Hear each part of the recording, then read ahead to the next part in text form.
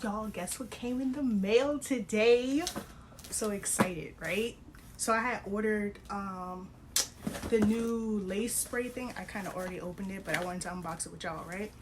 I'm gonna show y'all what it is. I can't really fully think of the name, but it's the Ebin spray thing. And I ordered some lashes, so let's see what it's hitting for. Alright, so this is how it came in the box, right?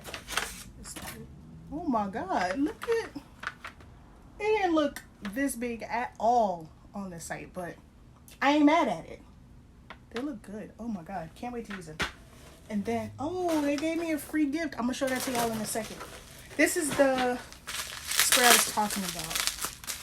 I'm excited. I can't wait to try it because I was looking for it at my local beauty supply store, but I couldn't find it, so I was like, I'm just gonna order it.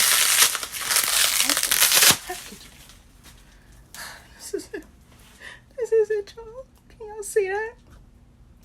I'm excited. Alright, y'all. And this is the free gift they gave me. What is this?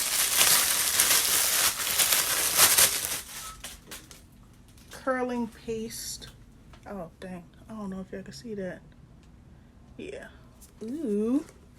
Ow.